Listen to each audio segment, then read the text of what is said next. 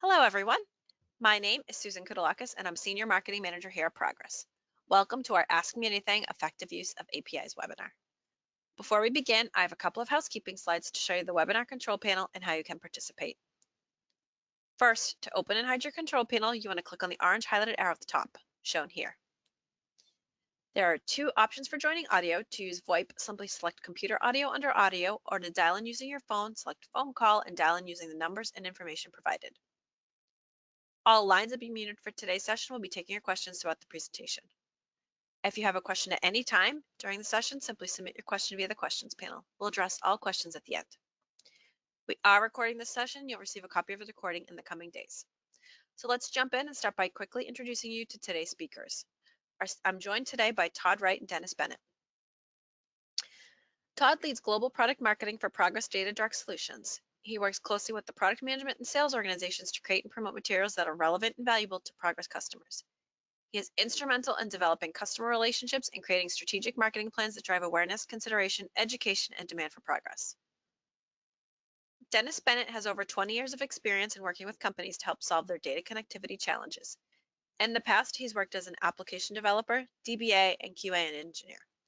At Progress, he's principal sales engineer for the data connectivity and integration products. I'm really excited to have both Todd and Dennis with us today, and now I'll turn it over to them to start the discussion. All right, thank you, Susan, and hello to everyone on the webcast today. I'm Todd Wright, and with me as well is going to be Dennis Bennett. I'm going to start it off a little bit today on a little bit about what APIs actually are, and go over a little bit of a survey that we had recently that talked about the usage of APIs out in the market. So I know this is going to be basic for a lot of you here, but just to do a little level set to make sure our full audience knows what, in fact, an API is and can follow along for the rest of the webcast and what we're going to present. So what are APIs? The very simplest form of definition is application programming interface, and it really represents a method of connectivity between two different application programs. I think really one of the easiest ways to think about it is you're at an ATM machine and you put in your debit card, your checking card, and type in your number and automatically money comes out. So how does that happen? It's really all through APIs. As you can see on the second bullet here, what's happening is establishing an API that allows an ATM machine to look up a customer's checking account balance in the back end database. And that's really what makes it all happen, and happens on a variety of different systems that you are familiar with and work with on a personal and a professional basis. And really today's API tools, what's really changed from the beginning of APIs is that they employ a low code and no code methods to more easily define, configure, and generate API code that can be deployed across a variety of platforms. And as I mentioned when I first started, I wanted to go over a few stats that we have about the usage of APIs. Every year, Progress Data Direct does a survey of both of our customers and organizations and roles like IT directors and so forth regarding their use of data connectivity and basically just their use of data within their industry. And what you'll see here is one of our questions that we ask every year: what methods are used today to connect to data sources in your organization? And as you'll see at the very top, leading by a long ways compared to the others, is APIs at 78%. In prior surveys, we saw a continuous uptick in adoption of APIs for connectivity, and this high percentage really demonstrates that APIs are rapidly becoming mainstream. Been around for a long time, but more and more becoming mainstream. And the emergence of APIs as the dominant method of connecting to data is important, since it really signifies a transition from a source-bound approach to data accessibility. For example, think of using data sources methods for connectivity, to a neutral approach. And this neutral approach favors data users because it eliminates the need for those users to become proficient in a variety of data sources. And that's really critical because, as you can think within your organization and your job, you're not just connecting to one database anymore. And it's a variety of different applications, data sources, and so forth. And APIs and the new neutral way of doing it really helps out both from a productivity standpoint and an ease of use. And second slide here on the survey that we did is the use of APIs. It's always interesting to see is 60% of our survey respondents were using internally built APIs for data exchange and data sharing. And the other two, 36% use APIs built and sold by external providers. And I thought this was interesting as it's grown throughout the years. 15% build APIs with a purpose to actually sell them to other organizations. And finally, the use of APIs for analytics and reporting. 60% are using APIs and enabling the use of APIs to help build reports. Think of business intelligence, of course. 51% are using for ad hoc queries on data, and 34% are really getting deep into the weeds and using APIs for data mining. And that really concludes my portion of what I was going to show to really kick it off. The bulk of what we're going to talk about today is going to be from Dennis. He's going to go over a little bit about what Progress Data Direct is all about, show a little bit of our offering, and I'll be back after that presentation to take on live questions from everyone in the audience. And I appreciate it and talk to you soon. Okay, thank you, Todd. I am going to kind of follow up from where Todd was talking, and just talk a little bit about the evolution of APIs over time, going way, way back into the early 80s. People really just then starting to call out to remote procedures. Prior to that, it was almost completely monolithic, all running on the same machine, very rare to actually go outside that. So it was the very beginning days, and it was super tightly coupled. I think it had to be the same operating system. And basically, it was a start, but it didn't go very far. After that, we saw things like Corba, another one that really didn't get super far either. There were problems with it, but it was heading in the right direction. It was operating system and language independent, so it kind of was a little bit more loosely coupled than the RPC calls were, and kind of set the stage for SOAP. Simple Object Access Protocol, which was right before 1998 is about when it started. And if you remember, if you were around in the business at that point, people were really talking like it was going to change the world. It was more loosely coupled. It was operating system independent. It kind of took advantage of HTTP and HTTPS protocols. So it brought a lot of good things to it, and it was very structured, which is both good and bad. There were separate headers, like a SOAP envelope that kind of described the contents of it. It was all XML. So the downside, it was good, it was structured, but it was slow, it was verbose, and it wasn't that easy to set up and get going with. It's interesting because REST, representational state transfer, started just a couple years later, but it really seems so much more modern than SOAP, and it really took it to the next level where it leveraged, again, HTTP, more likely to use JSON, though it still can use XML or even CSV on occasion. But because it was so loosely coupled and so easy to get going, it really took off. I'll show you a graph later, but it quickly far outpaced SOAP as far as adoption. And now we've got one, GraphQL, which is quite a bit newer. It actually was developed internally by Facebook in 2012 and then publicly released 3 years later in 2015.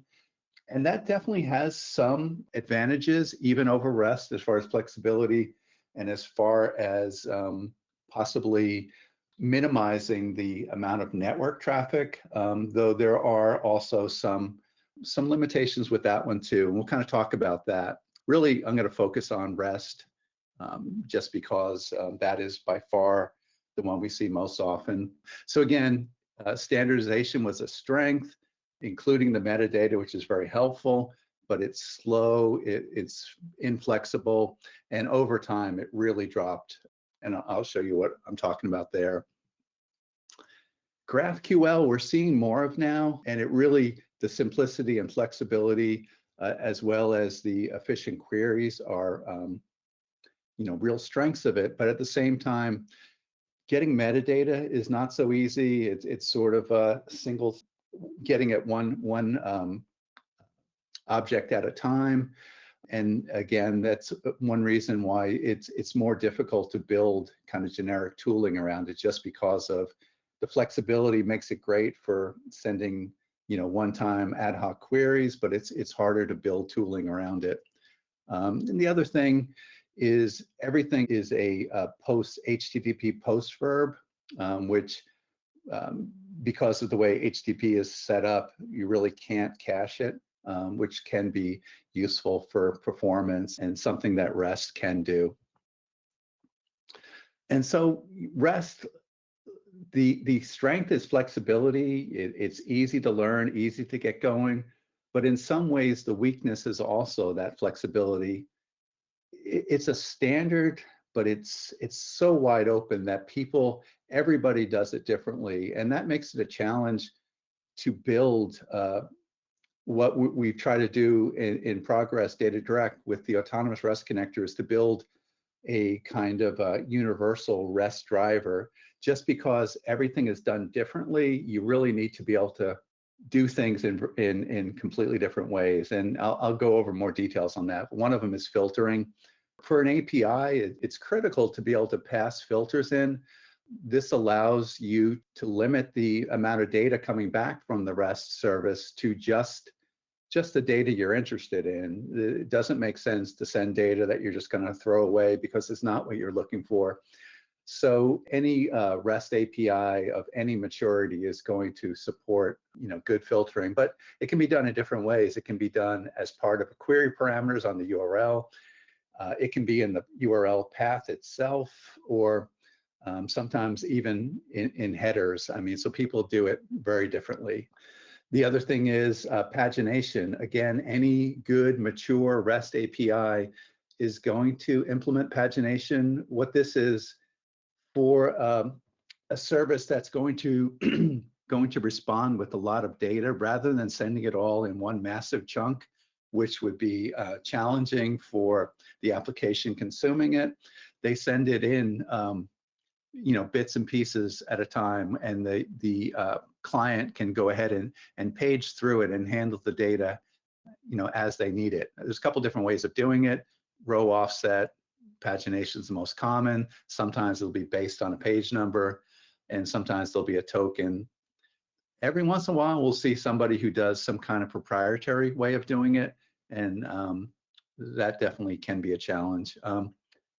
The last one I want to talk about is just the authentication. There's every REST API, there are many different ways to authenticate, from simple basic authentication, which is user ID and password, to OAuth 2 with multiple different grant flows. And we'll see people put an API token in the URL itself in a parameter, or possibly in a header. AWS has their own. And probably the biggest challenge I've seen in working with REST APIs is people who build their own proprietary authentication. Often this is something like OAuth 2, where they extend it or just change it, and but that makes it difficult, just because it's every one of them is different. I mentioned how the interest in SOAP has dropped off over the years, and you can see, back in 2004, it was basically peaking at that point as far as popularity. But you can see that REST over time basically became more popular and still is such. RPCs, as I said, that's an older technology and definitely dropped off along with SOAP. And you can see GraphQL. It's interesting. It's showing up, people asking for it, when I don't believe it was actually, even a thing until then. But you can see it's getting traction. It's not clear whether it's going to get to the point of REST. It certainly isn't now. And that's one of the challenges of, looking at trends in computing, is trying to pick the winners and the losers. And it definitely is the case with GraphQL. We're looking into it at Progress Data Direct, but up to this point, it's not been critical as far as user demand. It comes up occasionally, but for the most part, REST is by far what people are interested in. So kind of jumping back to some of the stuff Todd was talking about, the use of APIs, I kind of looked at it and thought about what I see as a sales engineer. I do a lot with companies that have built their own APIs, and often they want to do business intelligence on it. They want to do data visualization, potentially data sharing. I don't see that as much. Really, it's building reports, building visualizations. And the other thing, I definitely do see people wanting to access external APIs, and these are typically software as a service applications, SaaS applications that people want to get to. That last one, build APIs with the purpose to sell them to other orgs, I don't see that as much. The only exception would be, this wouldn't be so much as consuming, which we're kind of talking about and focusing on. This would be building APIs. We have a product called Hybrid Data Pipeline, which I'm not going to spend a lot of time on, but that is a server with a bunch of drivers built into it that allows you to OData enable any data source that it can connect to. So OData is a version of a REST API that was specifically designed for SQL-like access. It's something Microsoft did originally. It didn't get a lot of traction until Salesforce and SAP started adopting it, and at that point others did. I think people were kind of waiting it out, thinking it was a Microsoft specific one, but it does provide a lot of advantages, and one of them being it is more standard than just generic REST, which in some ways makes it easier to deal with, and the fact that it was built to kind of mimic the things you can do with SQL are helpful. So we definitely see like software vendors who have a SaaS application with a backing data store, a database. They want to allow their customers to run business intelligence or other analytics against it. Through Hybrid Data Pipeline, they can safely and securely share that data. And we definitely see people choosing OData just because it is a modern interface and it's very easy to do with Hybrid Data Pipeline. The other thing is a very common use case we see in the direct channel, not dealing with software vendors, but the companies directly themselves.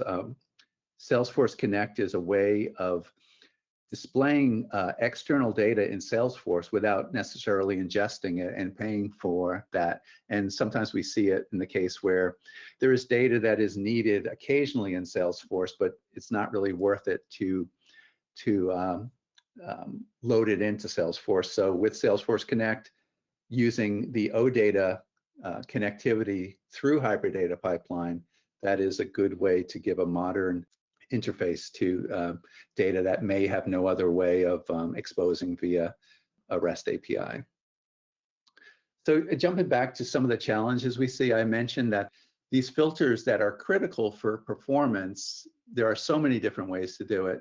One way is to do it in a query parameter, and you can see there's like a URL with a question mark, and then there is name value pairs where we want to see in Yelp, we want to look at businesses in the category restaurants and the location New York City. And sometimes we see it where it's actually, there might be some kind of business ID that is actually part of the URL path itself.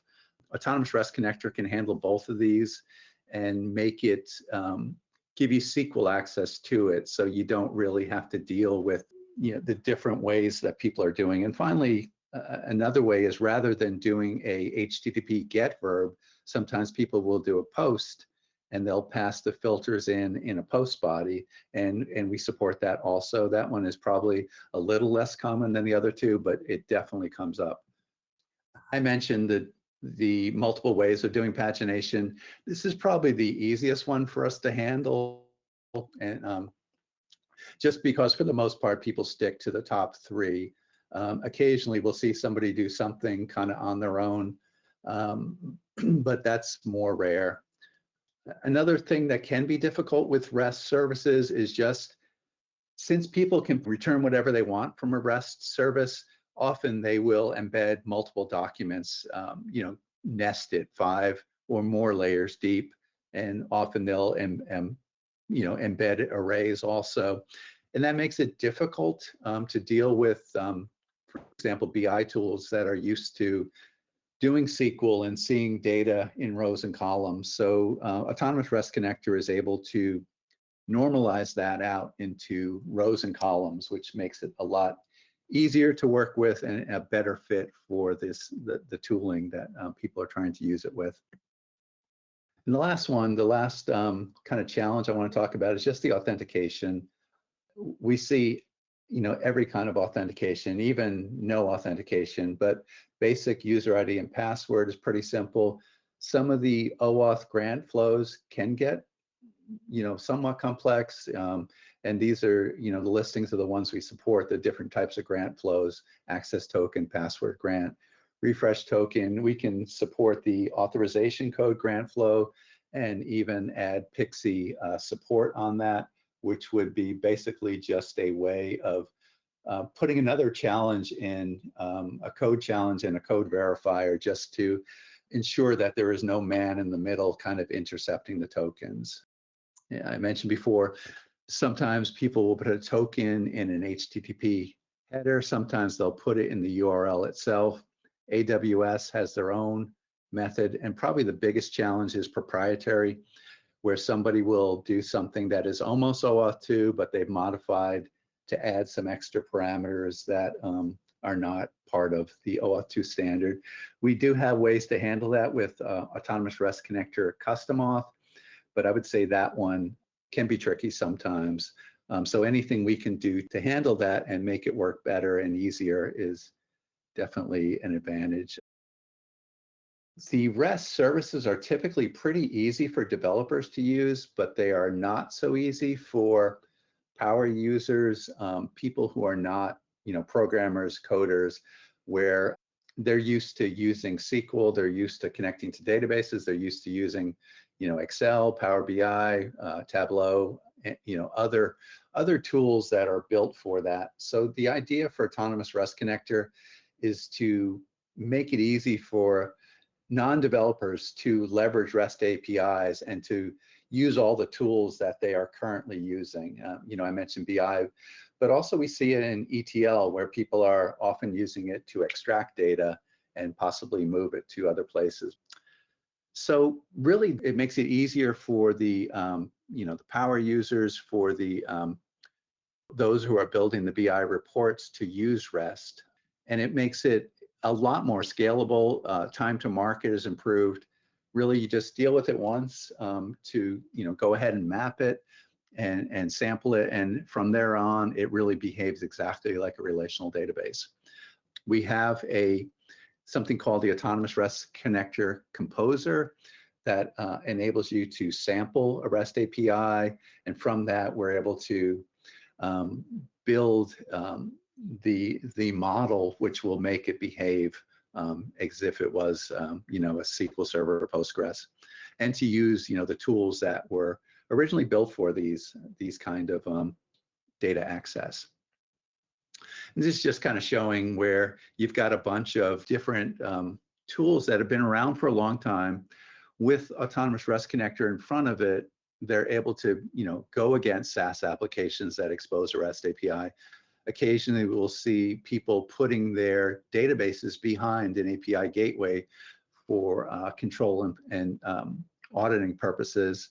And sometimes some of the newer data sources will also expose it via a REST API. And with Autonomous REST Connector, users can use the same skills they have and the same tools they've been using and be productive and not have to be as dependent on a developer to get the data, and then when they have new requirements, go back to the developer. So just at a high level, how it works is basically you would use the Autonomous REST Connector Composer, set up the authentication, and I mentioned there's a bunch of different ones that we support. You would pass in a REST endpoint. We would get the data back, whether it's JSON, XML, CSV. If it's complex data, we will normalize it out. So if you've got documents embedded within other documents, we will create separate virtual tables for those, build the metadata to tie them together. From the sampling process, we'll be able to detect a lot of the filters. We'll detect anything in a post body, we'll detect anything in a query parameter, and we give you a way, if it's actually in the URL path itself, to go ahead and kind of give the composer a hint that this is something to look for coming in from the SQL statements, and pass it down to the endpoint. We will also, from the sampling, we'll figure out, infer from the data coming back what the data types are, and so forth. All these things can be modified if you want to change it from what we've come up with, but that inference is actually pretty good. We've been doing it for a long time, even before we made Autonomous REST Connector a commercial product. We were using it internally for our own purposes in building a framework for building commercial connectors to REST APIs. This model file that's created from the composer will work for both ODBC and JDBC. And so really that really opens up a bunch of different tools. This is a screenshot of the composer where you can see going against the SpaceX data, and you can see what the data looks like as far as rows and columns. You can see just the different endpoints that have been sampled and the different tables that were built from it. Here are some query parameters that it's recognized. So when you do, select against the payloads, you can specify a flight ID or start or end date and a flight number and so forth. And all that will be pushed down to the REST service. We've also built over 50 Autonomous REST Connector models. Really what's happened here is we have pre-sampled the endpoints and created a model that you can kind of drop in and use. I wouldn't say it's necessarily 100% of what you would need. It would certainly 80% or higher. Sometimes people have extended, the different SaaS applications to include, endpoints that we might not have had when we were sampling it, but it will be able to help you going forward and just make productivity better and improve your time to market with things. But again, if you want to go against something that is not one of the models, the Autonomous REST Connector Composer will allow you to do that too. And jumping back one more time to Todd's, by far the biggest thing I see people doing is BI. I definitely see that. I occasionally see ad hoc queries, but not near as often. I do see people using tools like Squirrel or other SQL test tools, DB Visualizer, and just running some quick queries to see stuff, but that is not as big as what I'm seeing.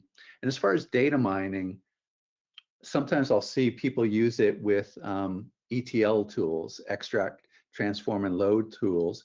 And usually what I see is they are extracting data from the REST service and then loading it into some kind of data warehouse, whether it's a cloud one like Snowflake or something else.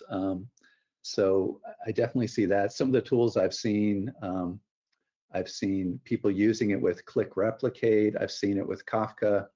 I've seen it with even NiFi, which is an open source tool. And I just mentioned pretty much there are so many tools that support ODBC and JDBC, and this is just a partial list of some of the BI ones mostly. But you can see with ODBC and JDBC, you're pretty much guaranteed to be able to connect and to be able to be productive with these new REST sources that you want to get at.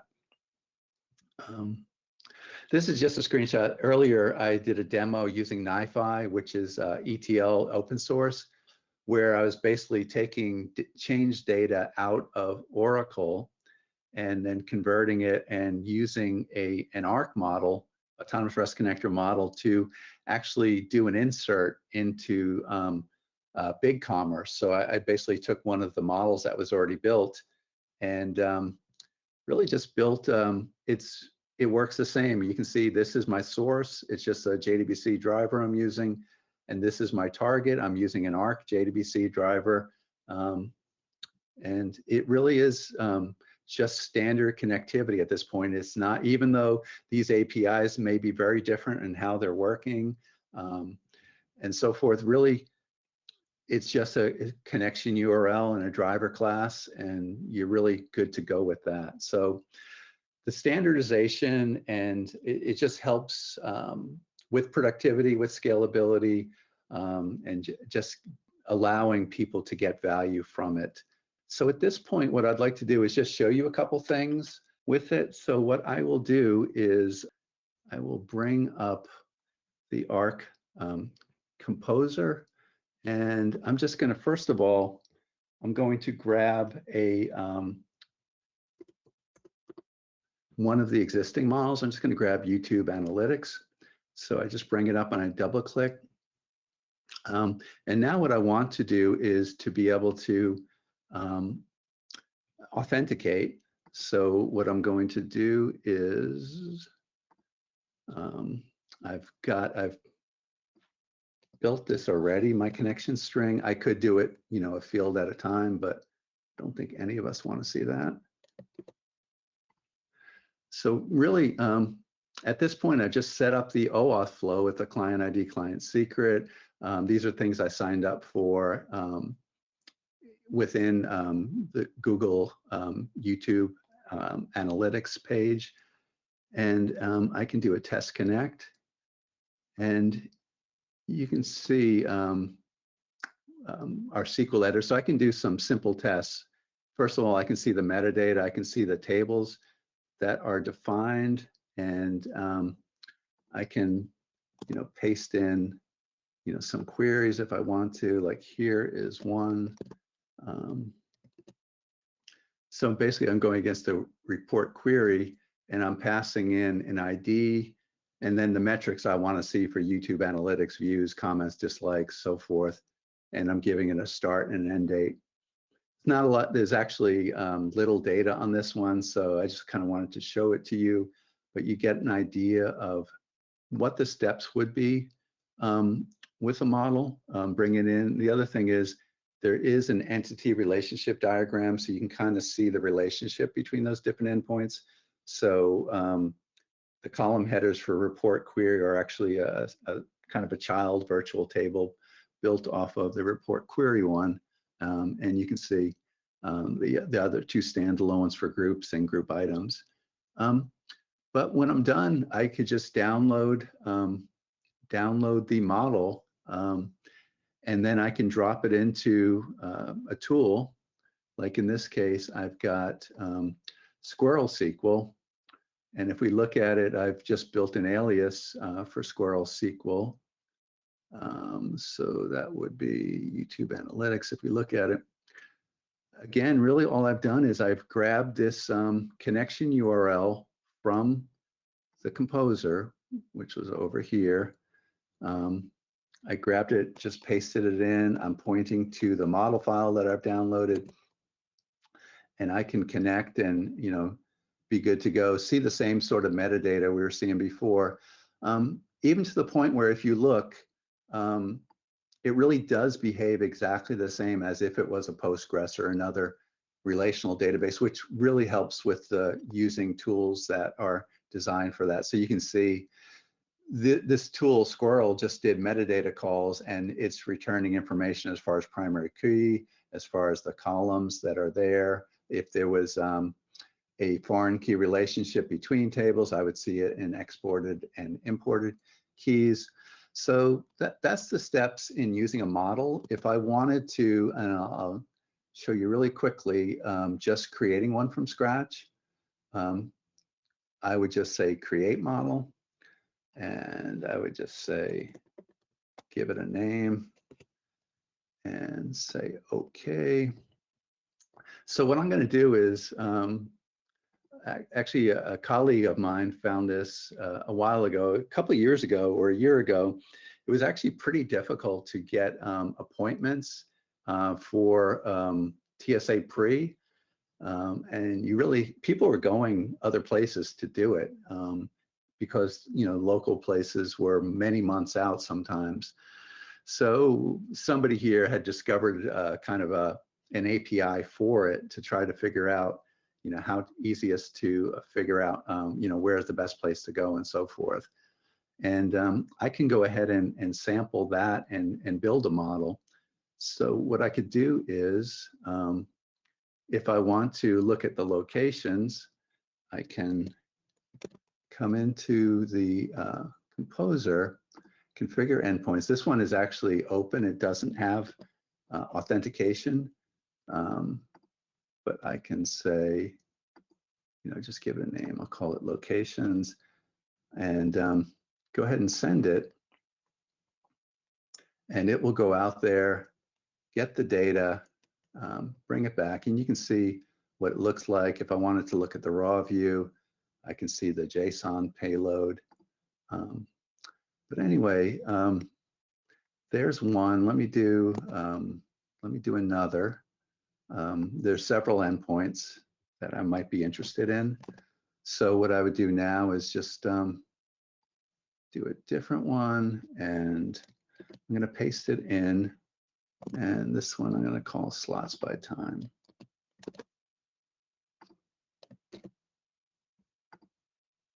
You can see that it grabbed the start date and the end date. But the other thing is this thing here, this 5444, that is actually a part of a filter. That's one of the TSA pre locations.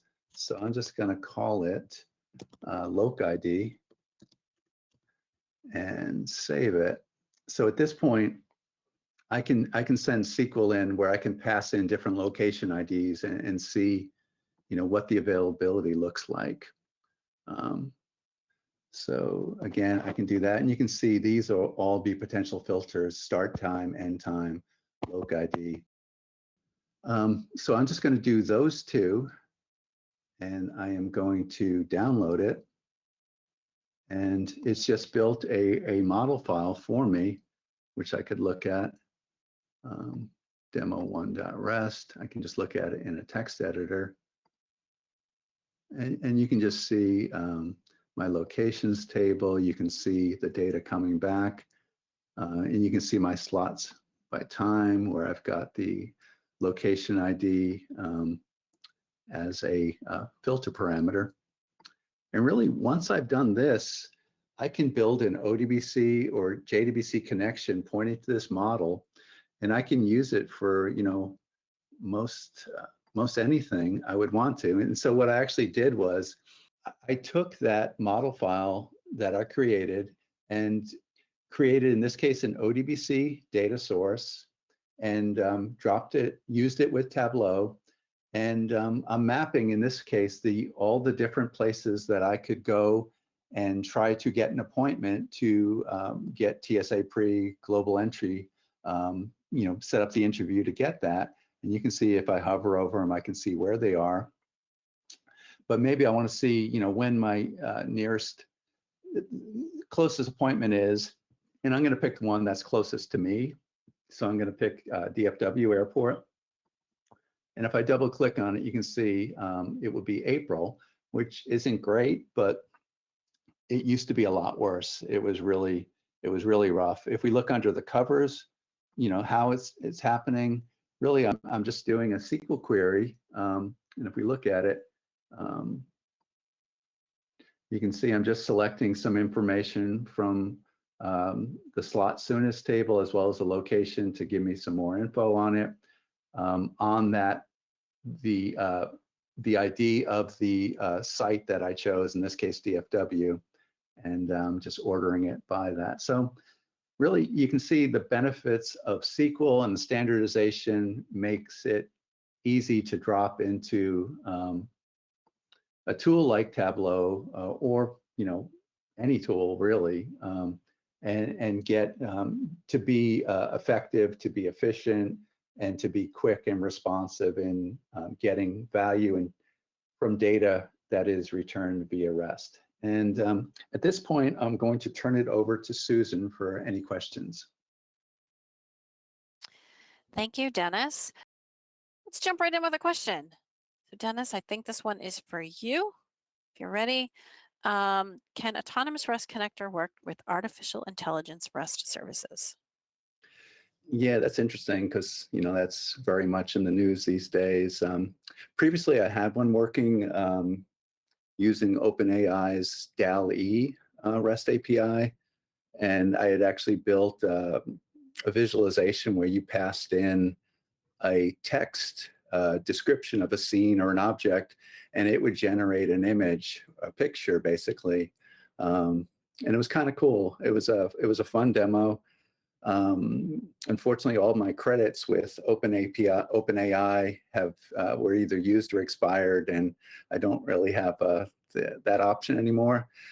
Previously, there was also one that was kind of interesting, was a sentiment analysis API that IBM Watson had, where you could point it at like a review, or sometimes I would point it at comments on a news story, and it would give sentiment analysis like, you know, fear, anger, happiness, sadness, those kind of things. And that was kind of fun. And sometimes, you know, you put it with like a word cloud to kind of see, you know, what people were talking about and the sentiment with it. So it definitely can. And I kind of ran out of time to find one. I thought that would be a kind of cool thing to demo, but it definitely can be done. I just didn't have one for today's demo. Okay, our next question is, what about the Autonomous REST Connector's driver's performance with REST APIs? Maybe we can spend a few minutes talking about that. Yeah, so it's definitely, you know, very much dependent on the performance of the REST API itself. So, you know, if the API itself is a dog, there's not a lot we're going to be able to do. But typically, we see most APIs are fairly well done these days, particularly software as a service, you know, commercial ones. And we do some things to maximize the performance. You know, I talked about the importance of passing the filters in, so we're able to capture and leverage any filters that the API has, just to ensure that only the data that you know, the client is interested in is actually requested and passed over the network.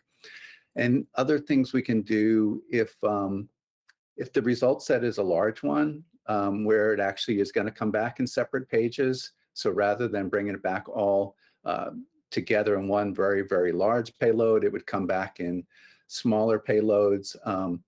We are able to set up separate threads. This is configurable within Autonomous REST Connector, and then select those in parallel. So basically, you know, if you have 4 threads requesting the larger result set, it really does divide it to about 1/4 the time it would be. Some SQL constructs are also supported in this way. So for example, if you had a select statement with an in clause, we could divide that and kind of divide and conquer and do it with parallel threads. So we're wherever possible, we are looking to maximize the performance. Okay, great. I don't see any more questions. If anyone has any more, feel free to stick them in the questions window panel. We'll just wait about 30 more seconds for people to ask a question. And if not, we can wrap up. Yeah, one thing I would add, Susan, everything that Dennis has shown today can be trialed on our website. And if you want some more direction on, you know, what we can actually offer for any of our drivers, we have a full team of systems engineers like Dennis that can, you know, demonstrate the product for you or your team or organization. So a lot of resources here at DataDirect we can help you with. Yeah, Do you have, oh, sorry, Dennis, go ahead. No, that's okay. Pre-sale support would be free. So, you know, you wouldn't have to figure it out on your own. We would work with you just to make sure your time is well spent and, you know, get you a successful proof of concept. Okay, we did get a couple more questions, so let me jump on back to those those questions. Does the performance of pagination against a progress database require a separate page indexed field, or how can that be set up to be more performant? So when we're talking about going against progress database, OpenEdge, we would be talking about going against a REST service against the ABL. Really, this wouldn't be talking directly against the database. Directly against the database would be straight SQL against it. In this case, we would be talking ABL code exposed via a REST service. We would be able to leverage that. So the question would be, what you've got your ABL code set up for.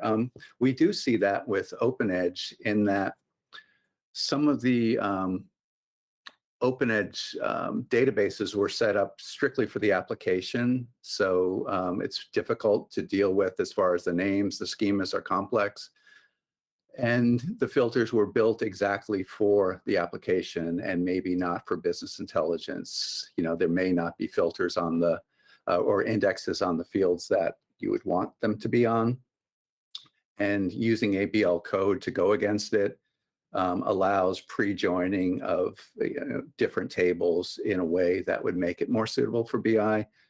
And any kind of filtering could be done through the ABL. So we would be talking REST to the ABL business logic, and then from there to the database. Okay. I have one more question that I just saw that popped up.